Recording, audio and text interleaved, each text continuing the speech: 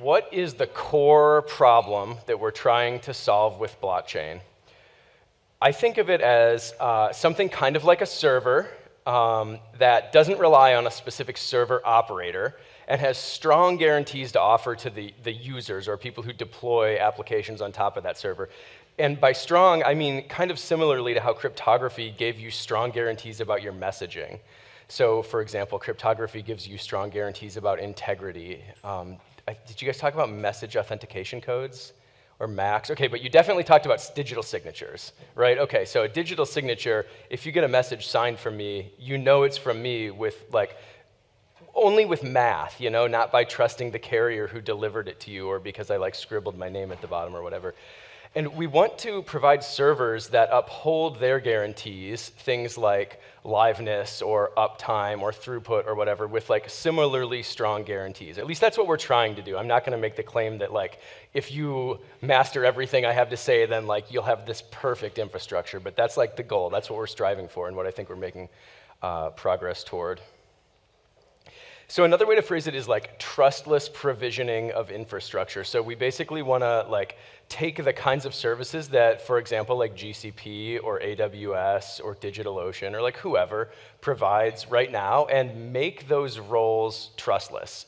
We want to have good public infrastructure that does the same thing because they're super useful. Every time I want to spin up a node somewhere, I often, if it's not for serious staking or whatever, I'll put it on DigitalOcean, or if I want to test my weekend hack project, I'll put it on DigitalOcean. You just click a button and you have this infrastructure, and that's super nice. It's way better than ordering hardware and installing it in my basement and everything. And we want to have that, but trustless, so that DigitalOcean can't cut me out anytime they want to or anytime they're offended by my app. Okay, so I guess the final way that I'll frame this is that what we're trying to do is we're trying to take users of systems of basically digital services, which I'll elaborate on shortly, and we're trying to help them come to a shared understanding of a common history of the systems that they're using. And so therefore, if you can all agree on the history of the system you're using, who's interacted with it in what ways and what its logic is, what its code is supposed to do, then you should be able to also agree on the current state of the system. And so those are just a handful of ways that I like to frame this, and we'll dive into all of that. All right, so let's make a comparison with crypto. I guess I talked about this already. So crypto gives us I already talked about authorship guarantees or authenticity. If a message signed, you know who it came from. It also gives you privacy, so you don't have to worry about things like eavesdropping. If I send you an encrypted message and you just decrypt it with your private key, then you can be reasonably sure that no one intercepted it or eavesdropped on it as long as you've had reasonably good OPSEC with your private keys. That's totally different from when you deploy an application on a centralized server. In that case, you not only don't have the guarantee of privacy, you can expect to have no privacy because the server operators have logs, even if they're not trying to be malicious, just for the simple purpose of administering their servers. If it suddenly keeps crashing and running out of memory, they're going to want to know why that's happening so they know what to kill to keep their services more live. And then I guess there's tamper resistance also, so you know that a message hasn't been messed with in transit. So the message you got from me really is the message that I sent you. And so we're trying to take these kinds of guarantees that we can get for simple mailing a letter to one another, and we're going to try to apply them to an entire digital service stack. So I want to go through kind of a brief history of the web, or it's honestly even kind of a brief history of telecoms. So you've probably heard of Web 1, 2, 3, and we'll talk about those. I like to even extend it a little bit earlier to what I call Web 0. So this is not common nomenclature. This is the thing that I'm trying to make happen. So feel free to help me make it happen if you want to. But basically when I say Web 0, I'm talking about old school telegraph and telephones. And in this kind of system, it was actually largely peer-to-peer. I would call whoever on the phone, and there's a physical wire that connects my phone to their phone, and we talk right on end-to-end. So there are switchboard operators and stuff in the middle, but you can kind of think of it as in the end, once it's all switched correctly, one long wire between my phone and your phone. And so that's like actually a perfect scenario for cryptography to uphold its guarantees. You know, like once I talk to the switchboard operator and get routed to you, then we can just start like, you know, talking over our cipher, especially on a telegraph, you know, you can start to use your cipher. And so it's like very peer-to-peer, which is a really good thing about Web 0. But the ironic thing is that like people were not really aware of the threat model, and honestly, maybe it wasn't as bad in the Web 0 days as it is today in terms of like big surveillance. But cryptography was not typically used at that time, except like, you know, in military applications and stuff. But the good news is that it would have upheld its guarantees really well if used. So this is like a property that we want to try to retain in Web 3, or maybe I'll say restore. So here's Web 1. This takes us to like the 70s, 80s, maybe early 90s. So it's kind of like an introduction to an always-on server. So with Web 0, with the telephone, you know, like I pick up my phone when I'm calling someone or when someone calls me, and then I put it down and I'm offline the rest of the time.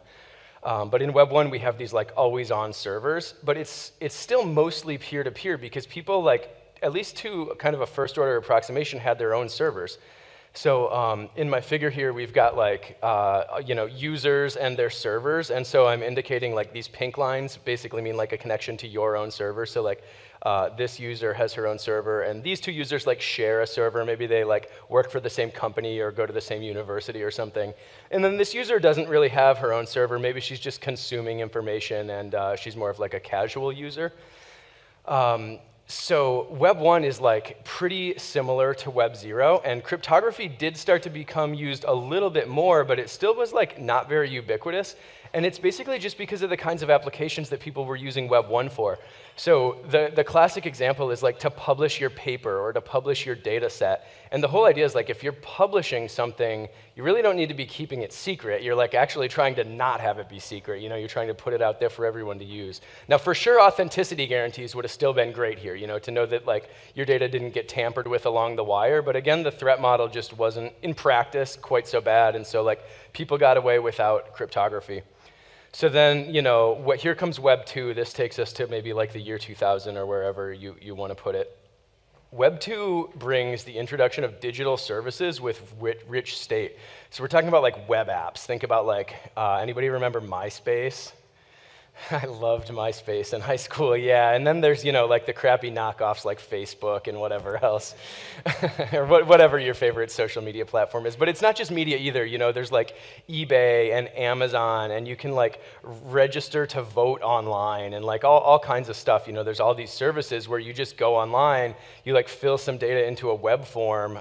Maybe you don't even have to do a page reload. That was one of the cool things that came with Web 2. And that's like basically submits a transaction to some backend server somewhere. So we start to get these like really, really useful digital services. You can even think about things like Google search, for example. Like that didn't hardly exist in Web 1.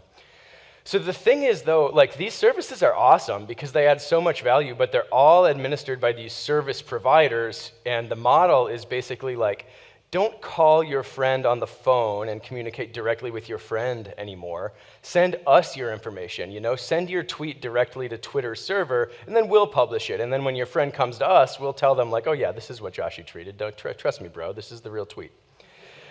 And so, yeah, like the slide says, you have to like place trust in the service provider. So here's the real irony of it. Like once Web 2 became popular, everybody started using cryptography. See, if I just like go to some random repo here, I've got the little like, you know, lock icon ensuring me that I'm communicating with SSL over SSL to GitHub, and they're like encrypting all the communication, and I am too. So like, hooray, suddenly we're using this really awesome cryptography that we've been developing over decades. But here's the thing, like if you guys go to pull my repo, you're not pulling it from me anymore, you're pulling it from GitHub. And so GitHub knows that nothing was corrupted between me and them, and you know that nothing was corrupted between GitHub and you, but the thing is GitHub's right there. They could like change my repo if they wanted to, or they could maybe even have the power to take my repo offline if OFAC decided to sanction my code.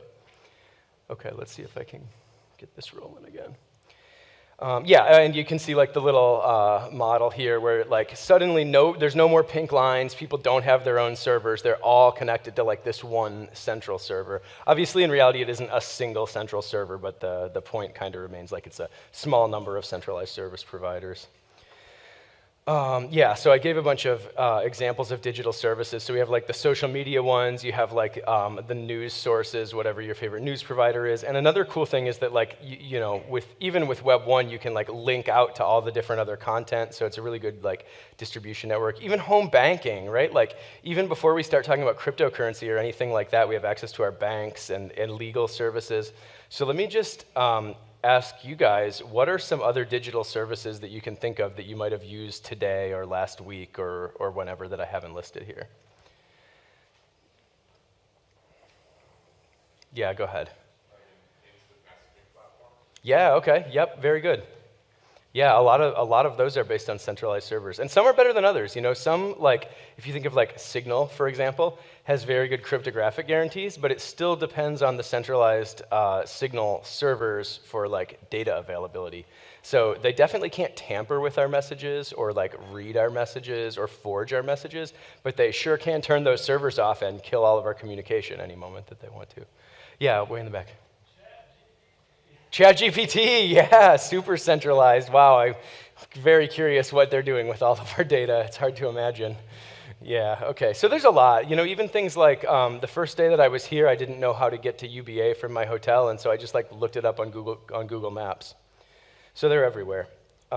So yeah, I guess I almost went over this trust example with GitHub, but I guess like 2 users on Twitter, what we have to trust is that we're seeing information from the same database, so there isn't like Twitter and shadow Twitter, and some people only get access to like the shadow one or whatever. We have to trust them for that. We don't have like mathematical guarantees of that. I have to trust that when I see a tweet that says it's from Florian, that Florian actually wrote that tweet and that it isn't Twitter impersonating him.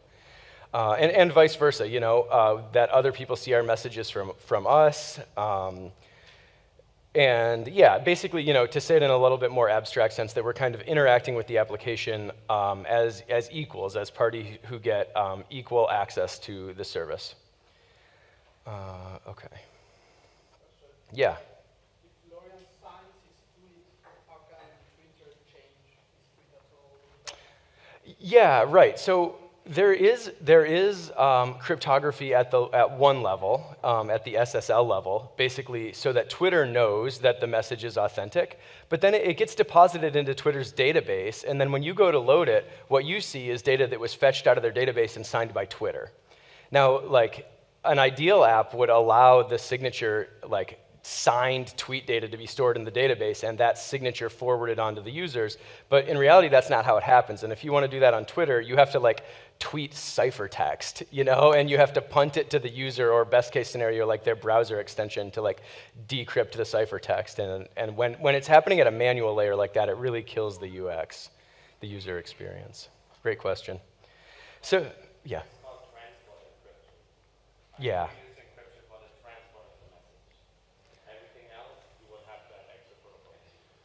Yeah, good. Great point.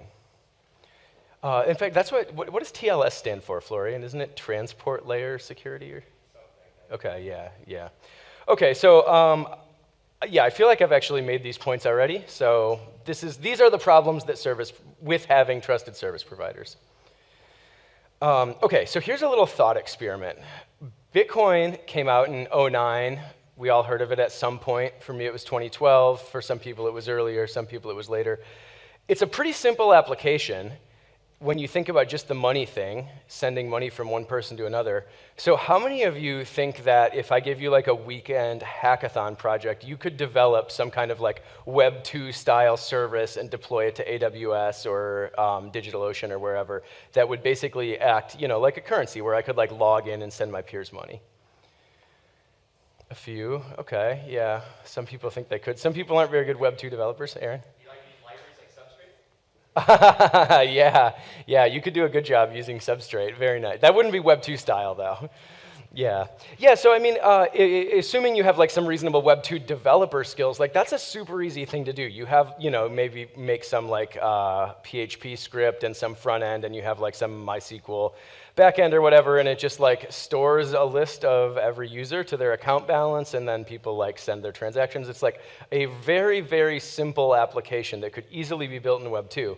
But the problem, hopefully, is like pretty obvious by this point. If I deploy this application and you guys start using it, the moment that I feel like it, I can just like go into the database through like the MySQL command line or you know, or whatever, or through some hidden UI feature and like mint myself some money. Or like the moment somebody pisses me off, I can go and like freeze their funds or whatever. So even though coding the cryptocurrency application is like super simple, it's totally useless because there's no credible way to build trust in it. So that's what the blockchain is about. The blockchain is about taking this application, which was always simple to build, and deploying it on infrastructure where the person or people who run the infrastructure can't mess with you behind the scenes in opaque ways, or ideally in any ways. Okay, let's see. So yeah, one little side note here. There are distributed applications in Web 2, but it's a little bit different than what we're trying to talk about here because what they do, you know, like it's not like AWS folks are like noobs and they have all their stuff in one data center, and the moment that there's like an earthquake or a fire or whatever, like everything that hosted on AWS goes down. They're better than that, right? Like they have data centers all over the world. But the difference there is that all of those data centers are operating as trusted peers. So like one of them will lead and those changes will be synced to the others, and like the moment one goes down, it just like fails back to the next one to keep the services live, which is for sure a good thing. I'm not like hating on that aspect of it, but the point that I'm making is that it doesn't make it trustless just because it's geographically distributed. It just makes it more like resistant to accidents, you know, like AWS could still cut it down. And I guess I should also say, like, I don't really have anything like specific against AWS. It's just like so easy to roll off the tongue as like the example of the big incumbent. So I'll try to mix it up, and yeah, exactly, GCP. I'll try to hate on them all equally while I'm up here. So like I said, Web3 is about a provision of digital services without needing to trust the service provider. So the way that we, like at an abstract level, the way that we make people trustworthy is because we give them economic incentives to behave honestly. So we're gonna, throughout this course, we're gonna design protocols, and we're gonna say things like, as long as 2/3 of the operators in this protocol are following the protocol, then all these guarantees I talked about are upheld. That's great. And so then like the glaring question is like, well, okay, but like why do we expect 2/3 of them to behave honestly or to follow the protocol? And it always comes back to economic incentivization. So the stuff that you guys learned about in the second half of last week, that's why the course started or like featured early on economics, because that's how we're gonna get all of these like mutually distrusting, not otherwise incentive-aligned parties to agree to follow the protocol by creating the incentives such that following the protocol is the best strategy. They can maximize their own utility by following the protocol. Yeah, so like I said, we want to allow users to interact with the system without having to trust like, you know, intermediaries who might stand in the middle between the users. And so if we can do that, it kind of opens the door to this new application stack where we like disentangle all the layers. So let me just go to the figure I have. A lot of times when you think about like Instagram, for example, you think about all these different pieces that make it up as like one app. It's all Instagram. Everything from like the database backend, which is like the kind of thing that would be on GCP, for example, all the way up to like their feed algorithms, you know, the whatever code it is that executes that says like, oh, I think Joshy might spend more attention on the platform if I show him this video than this video. All the way up to even the user interface, the thing where I can like double tap to like and, you know, swipe this way and that way and whatever. And so there's really no reason that this stack has to all be entangled like that. So what we're gonna try to do is take this bad boy and replace it with a blockchain. And when we do that, we get permissionless access. And what that means is that, sure, the person who wrote the application, they can write a curation algorithm if they want to, but so can I, and so can you. And then Joe user can just choose whichever one they like best. Maybe somebody wants to use an Instagram feed aggregator that shows things that make them smarter, or maybe it depends on the time of day. Sometimes they want to see like posts about math, and sometimes they just want to chill out and see cat videos. And you know, maybe some people love the interface the way that Instagram wrote it, but maybe some people aren't good at tapping or have a different kind of device with like physical press buttons or something. And once you've disentangled the stack, we allowed everybody to contribute like on top of the base application. And so it becomes like even more inclusive in that way. Okay, so let's just run through these desired properties real quick. I've actually mentioned most of them. Permissionless access has come up a lot. Privacy is one that we talked about earlier. Basically what I mean here is that when I decide to use a digital service, I should be able to understand what information I'm giving up about myself, and then I should know or have like very good reason to believe that that is the only information I'm giving up about myself. Whereas a lot of times you sign up for some like Web2 platform and they want to know everything about you, and it's not only the information that you enter into the form, they're also geolocating you based on your IP address and like fingerprinting your web browser and OS and your whole tech stack and building this like portfolio of information about you, which maybe is bad enough on its own, but then it gets aggregated into like these big databases that the surveillance agencies run across all of these different services that you might have signed up for. So we're basically trying to like empower users to know what data they're giving up and make informed choices about whether they want to give it up, and know that they're only giving up data when they've actually consented to give it up. We talked about authenticity a lot. I'm not going to belabor it. Yeah, so finality is one that I actually haven't talked about at all yet. So what this means in a like kind of concrete example is that the moment, or it doesn't have to be the moment, but there should be some point where after I interact with a digital service, I know that my interactions actually count. They're actually real, and that when someone goes to look it up or build on my interactions further, like they're going to find those interactions. So for example, maybe I like post some item for sale on Craigslist or some other marketplace. It would be nice if I have some notion of finality, like, oh yeah, that listing actually is officially in the database, and whenever somebody else goes and later searches for this thing that I'm trying to sell, they're going to be able to find it there. Whereas like with Craigslist today, you never know, like if the thing I'm trying to sell is like illegal, it might get taken down. I think that's a good example. I might extend it to say like, when I buy that thing from, let's say, Craigslist, I don't want to, or not Craigslist, let's say eBay, right? You don't want two people deciding that they've won the auction and paying you, at least as a buyer. It's like, I want to know I'm the guy and that's it, right? Yep, exactly. Great comment. Yeah, so behavior, I guess like this has been implicit the whole time, but like when you sign up for some service that's supposed to do X, you want to actually know that that service is going to do X, and it's not going to do like X and also Y, or maybe not even X, but only Y, and kind of like deceive you into behaving in a way different than what you seem. So I guess the example here that I gave is like, imagine I made my Web2 style token app or like currency app. It might look just like you own your tokens there and you can send them to whoever you want, but the behavior is actually not guaranteed because, like I said, you can go in the back end and make it behave differently. So the final one of these like desired properties that I'm blitzing through is unstoppability. And so basically what I mean here is that we want to make systems that no individual actor, company, state, religion, etc. should be able to degrade any of these properties that we just talked about. We want to make sure that it can keep running even if someone doesn't want it to keep running. That's one of our design goals here. Okay, has anyone read this book? Sapiens? Okay, we got some hands. Oh, good. Like, yeah, a lot of hands, like maybe a third or a half even. This is one of my favorite books. Like, I think it's like probably top 3 of the books that I've read of all time. And there's a reason that I have it on my slide here. Like, now that we know the goals of Web3, we need to think about how we're going to actually achieve them, right? Because it's all been kind of kumbaya, like, here's what we're going to build. Doesn't it sound awesome? Here's all the guarantees. But we need, like, an actual technology. Like, I haven't told you anything about the technology yet or how it's going to work.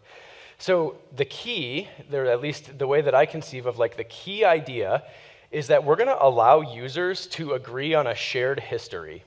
So the simplest blockchains actually do nothing more than timestamp and attest to a stream of historical records. You can type like arbitrary text in there, send it to the blockchain, and it gets put in the blockchain, and that's basically like a notary. Like, yep, this happened. This is part of our history. Now, most blockchains have an app built on top of them, or multiple apps that actually do something with that history. But at the core, what the blockchain is doing is allowing us to agree on this like shared story of what's happened. So like in Web 2, users don't have any visibility into the history of the app. They have to trust the service provider. But by giving like the service provider this power to change the story or to like rewrite the history. We give them the power to like shape our understanding and consequently like even shape our behavior to some extent. So here's a quote from this book. There's like a million things in this book, but I want to focus on one thing that happens early on when he's talking kind of about like when humans are first sort of separating themselves from the other apes. So here's the quote. Any large-scale operation, whether a modern state, a medieval church, or an archaic tribe, is rooted in common stories that exist only in people's collective imaginations. Telling effective stories is not easy. The difficulty lies in convincing everyone else to believe it. Much of history revolves around this question. How does one convince millions of people to believe particular stories about gods, nations, or LLCs, or currency applications, or any other application? And so this is like super abstract, right? He's going all the way back to like early human evolution. We're not going to go quite that deep, but I think this concept is really, really key. Like what we're trying to do here is get everyone to agree on one common story, and the blockchain is going to be the tool that we use to do that. Okay, so let's talk about state machines. We can formalize this notion of a shared story with a state machine model, and luckily most of the systems, maybe all of the systems, but definitely most that we care about can be modeled as state machines. So a state machine, it's not like a real machine that you like build and touch and like operate and stuff. It's a model comprised of a set of states and a set of rules about how to transition between the states. So this is like an abstract thing here, right? Like maybe my state machine starts in state 1 over here, and then somebody like pokes it in some particular way, or to use more like blockchain-y lingo, they like send a transaction, and that puts the state machine into state 2. And so what we're going to be doing with the blockchain is tracking a complete history of all of these transitions, and if we know the history of all the transitions, then we should know what state we're in right now. So there's this notion of a labeled transition system. Sometimes, if your state machine is simple enough, you can actually map the entire state space as a labeled transition system. Most of the times when we're building real-world applications, it's a little too big, but labeled transition systems are a really good model to keep in your mind when you're thinking about designing your state machines. So this is like not modeling any one particular state machine. It's more like a depiction of this abstract idea of labeled transition systems. This system has 4 states, A, B, C, and D, and it has some rules about how you can transition between those states. So for example, you can go from A to B, you can go from B to D. Once you're in D, there's 2 places you can go. You can go to C or back to A, so we could do this loop around the outside. Maybe sometimes we do this littler loop here between C and D. So if you're going to design a state machine, a lot of times it's very useful to draw it out as a labeled transition system. In the very likely case that your state machine's too complex to draw out every single state in transition, like I've shown here, it's often still useful to draw like a subset, so you can start to think about like what transitions are valid and what ones aren't. And so one of the things we're going to see as we talk about blockchain is that at some point a malicious user might send a state transition that says, I'm going to transition from state A over to state C. And that's an invalid transition. And so anyone who's validating all these transitions will throw that away. And they'll say, that is not part of our history. I don't agree that that's part of our history. And they can have this credible guarantee that most other nodes are also going to throw it away because this is the protocol and the nodes are incentivized to follow the protocol. Okay, so let's look at an example here. Think of a simple light switch. You just turn it on and off. Turn the switch on and off. The light goes on and off. It has 2 states, which I already said, on and off, and a single kind of transition, which is to toggle the light switch. I guess maybe you could also think of it as 2 transitions, where one is like flip the switch up and the other is like flip the switch down. These are 2 like perfectly good ways to model this system. Now that I'm like kind of talking it through, I guess you could think of this more as like a push button. Like the only thing you can do is push the button and that toggles the light switch. So here's my labeled transition system. This one's quite simple, so I can show both of my states and all of the valid transitions between them. And then the other thing that I can show is like how we might track the history of a system like this. So we start in some state down here, for example, where the light is on, And then when a transition comes in, we already know what kind of transition it's going to be. There's only one. It's the toggle transition. That turns the light off, and et cetera, and et cetera. And this could go on forever, right?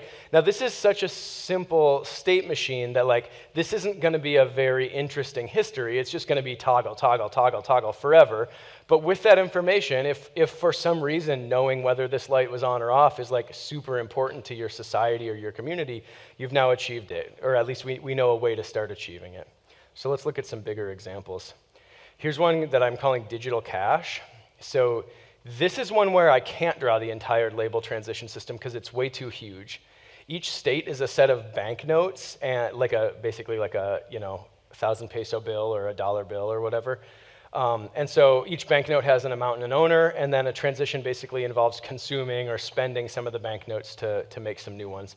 So I haven't written out the full details of this transition here because I didn't know if you'd be able to see this text on the big screen. But basically, you start with some state where there's some set of banknotes, and then someone sends one of these spend transactions. In reality, this would have to be signed by the right person and meet some other constraints about not spending more money than you have, and et cetera.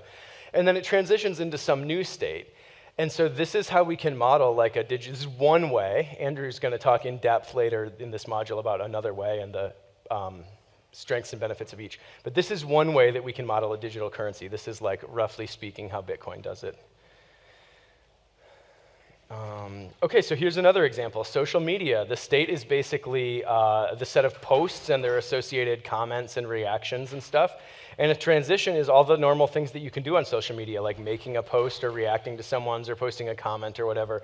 And so we basically see if the state starts out with simple with this one post in it, and then someone makes a new post, again, there would have to be more details in here about who's posting and what they're posting.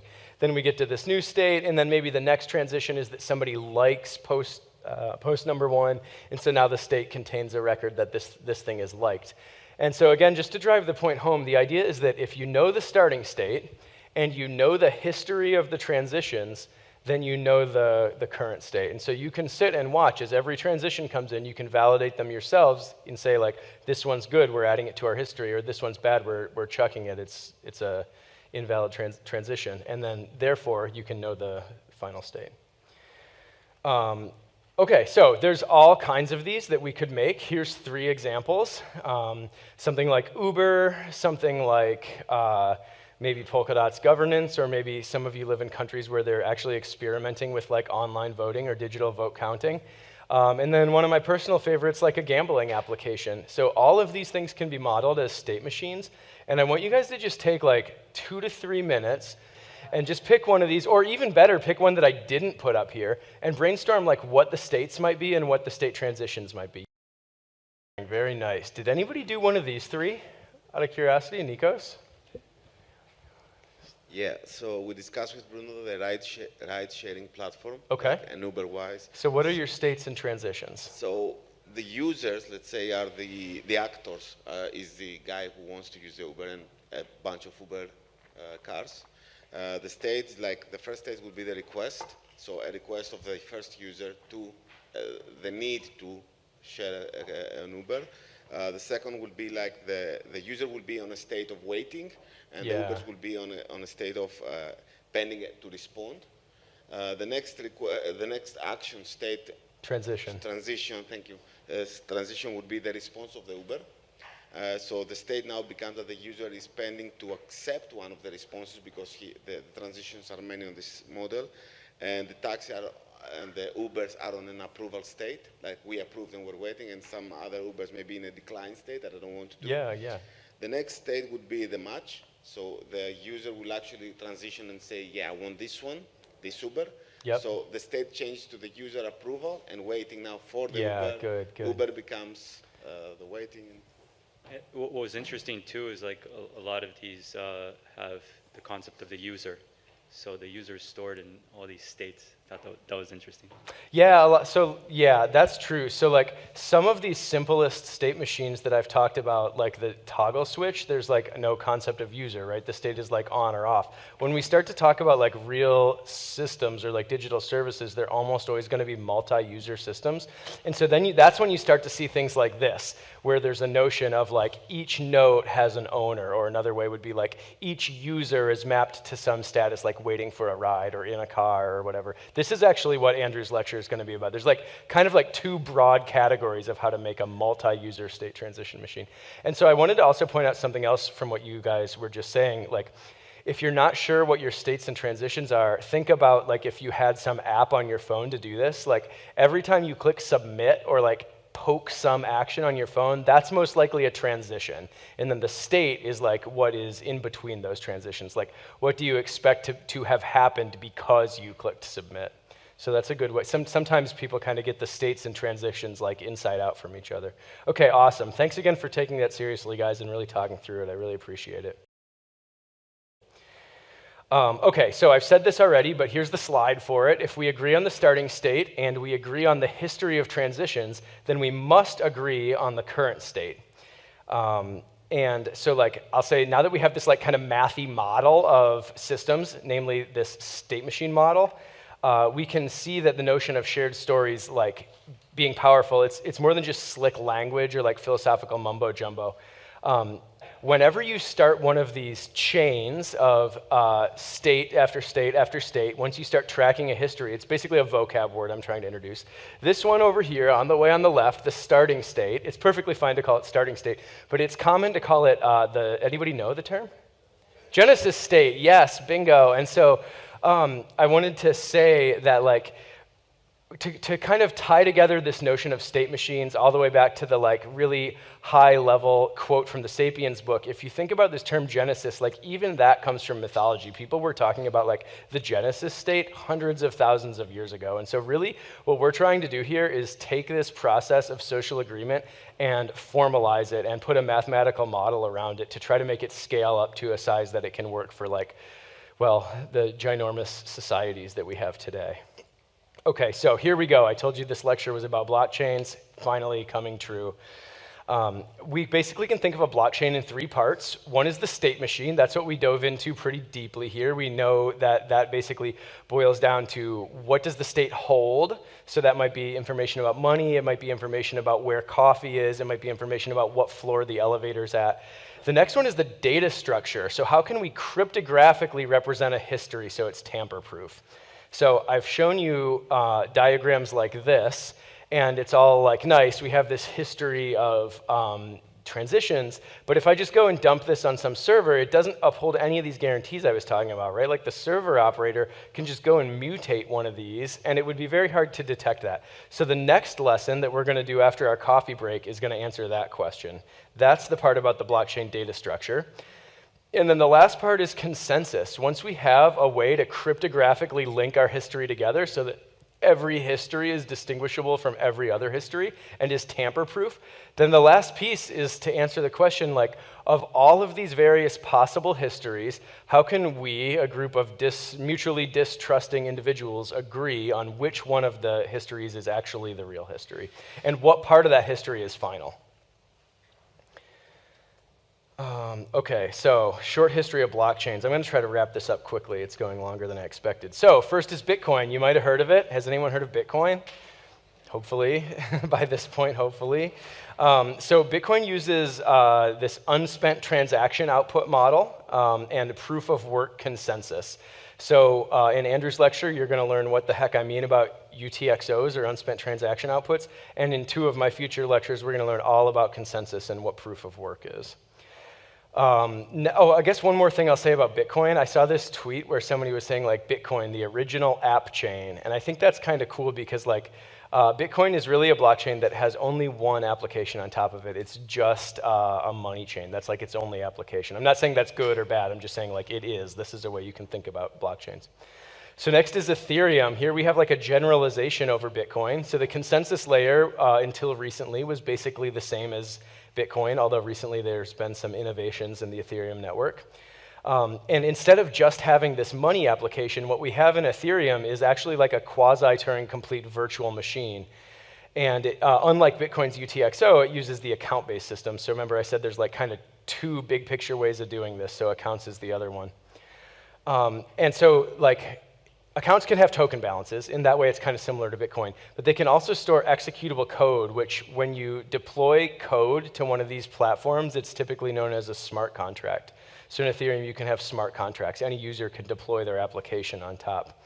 And then each contract can have its own internal state and its API. So the big difference here is like Bitcoin has one app, money. You could like fork Bitcoin and change it over to some different app, remove the money, and add something new. But Ethereum takes a different approach. Ethereum takes the approach of, we're going to have one big virtual machine, and everybody can deploy their app on top of this trustless infrastructure. Okay, and so the last thing in the history lesson that I want to talk about is hard forks. So historically, upgrading blockchains meant getting everyone to update their node software, so like the piece of software that you run in order to support the blockchain network. And this had been made many people very angry and has widely been regarded as a bad move. You can look it up if you don't get the reference. That quote is from, so I think Florian got it. I see the chuckle. So, but it's also true. So the reason that I'm bringing this up is because all of the sort of like old school blockchains have this coordination problem, and it makes a lot of sense. Like if we've gone to all of this trouble to agree what our state machine is and how we're going to allow state transitions, if someone says, hey, I've got an idea, let's change the state machine a little bit or a bit. You can imagine that like there may be some pushback. If everybody likes your idea, great, no problem. Everybody upgrades, that's good news. But it may also be the case that not everybody likes it. And if we're making the claim that the original app is unstoppable, then there should be some way for the people who don't want to change to continue on the old path. So we're not diving deep into this right now because we haven't even been into the blockchain structure lesson yet. But I wanted to kind of seed your minds with this idea that once you build an unstoppable application, is it really possible to upgrade it? And we're going to, especially in the Substrate module, explore that pretty deeply. So we're going to talk a lot about Blockspace in this module, and we'll probably talk a lot about it in the Polkadot module as well, which is coming up, I think, next week or sometime like not too far ahead in your life. And Blockspace is basically an abstraction of this resource that's created and typically sold by a decentralized blockchain network. So it's a pretty good term, like block space. It means space in the blocks in order to like get your state transitions in there, or your transactions is another way to think of them. And so I basically on the left here have shown like the Web 2 stack. You've got some server down at the bottom, the application that gets deployed on top of the server. There might be more layers in here. You know, we talked about like the content aggregation layer or whatever. Maybe there's more of that. And then the UI up top. And I just want to contrast that to the Web 3 model where the top is the same. You know, you still have some beautiful UI. I think once Web 3 is a little bit more mature, you hopefully won't even really be able to distinguish a Web 2 UI from a Web 3 UI. Then there's the application layer. I wrote it as DApp, which stands for... Yeah, very good. So it's still very similar. Like right now, the way you write a DApp is a little different, but I think every day we get closer and closer to supporting the same languages. So like, for example, you may know Substrate supports Rust and Cardano supports Haskell. So it's like no longer the case that you have to learn this esoteric like Solidity language or Bitcoin script language to write a DApp. It's looking more and more similar. And then here's the core difference all the way down at the bottom. In the Web 2 model, you would pay some server administrator to consume resources on their server. So think about like compute time and bandwidth and disk space and memory and that kind of stuff. And in the Web 3 stack, you're going to pay some decentralized network. And just to foreshadow a little bit, some of those fees will go to the individual operators in the network in order to consume this resource called block space. And you know, there's been a lot of attempts to break block space down a little more granularly, like how I was talking about like memory and CPU, and that's a really good endeavor that I fully support, but I don't think we have like quite a standard model yet. So block space is basically the abstract term. So we're going to talk a lot more in this lesson about like, or not this lesson, but this module about like different qualities of block space, what makes good block space, how you can taint good block space by mixing it with bad block space. And we have a whole lecture about how this resource, which is scarce, is like auctioned off or otherwise distributed among users who might want to consume it. So if you want to learn more about this concept, here's some resources. One is by our own Rob Habermeyer, who you'll see later in this course, although I would recommend waiting till the Polkadot module for that because it approaches it from a pretty Polkadot-centric perspective. But there's also this A16Z article, which I found very, very helpful.